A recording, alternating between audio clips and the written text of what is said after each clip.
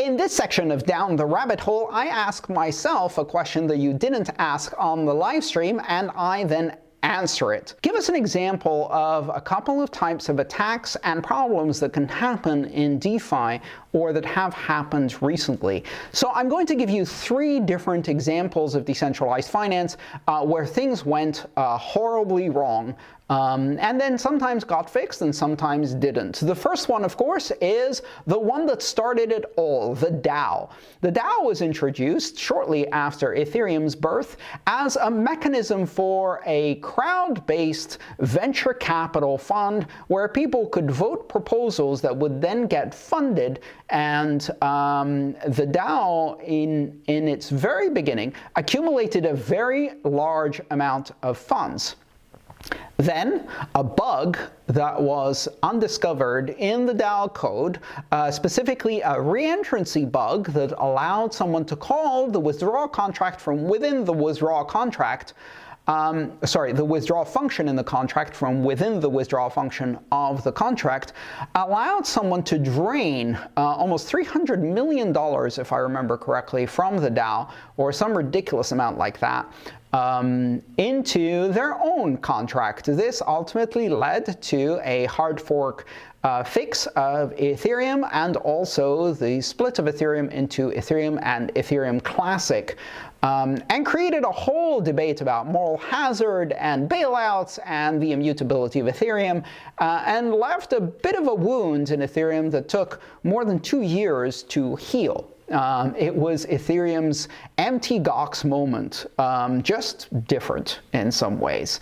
A second one that also happened more recently was a problem within the Dai stablecoin when it faced its ultimate challenge, the collapse of Ethereum's exchange rate, the Ether exchange rate, by more than 55% in a single day, also known as Black Thursday. You probably remember that. It was in the beginning of the pandemic and just after the stock market had crashed, and Ether, together with every other cryptocurrency, dumped 55%. Because Dai depends on over-collateralization, where you must maintain 150% of collateral in order to back your Dai as an absolute minimum, even contracts that were 300% collateralized, which means for every $3 they had funded, they only took out 1 as Dai, even those ended up under-collateralized. Now, in normal circumstances, the immediate response to that would be, through automated systems as well as manual interventions, people pump Dai back into the system in order to re-collateralize their loans, or they put ETH as additional collateral in order to refund and re-collateralize their loans. However, of course, during the time that Ether dropped 55%, gas prices shot through the roof. It was very difficult to get transactions through. And that was compounded by another bug in the auction system that allowed some people to basically snap up some of these loans for zero and liquidate them. And that was a disaster. In the end, those loans, as far as I know, were recollateralized through a fundraiser that was done by MakerDAO by asking the holders of the Maker token to put more funds into the system. And the damage was only about $5 million, and most of the people affected, I think, were made good, made whole.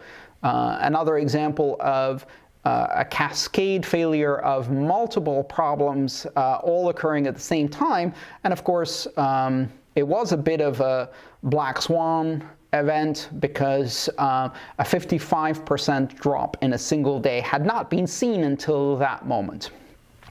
Finally, the third one, which is even more interesting, was the ingenious use of flash loans in order to exploit a weakness in the system.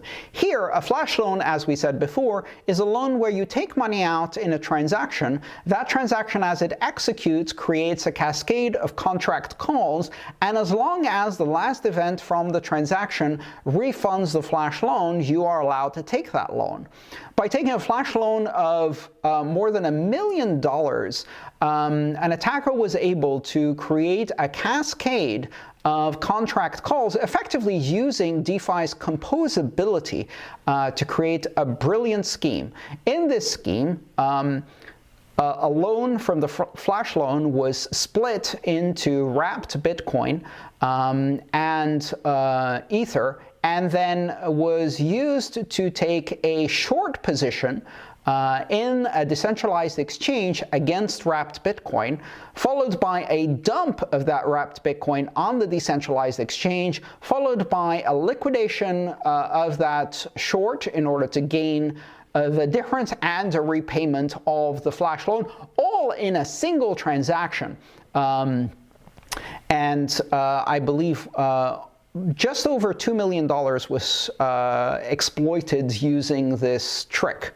So this is an example of unintended consequences when, just like the good guys can do composability, well, so can attackers. And an unintended consequence of weaknesses in futures markets and flash loans and various other components all used together to execute an attack. If you enjoyed this video, please subscribe, like, and share.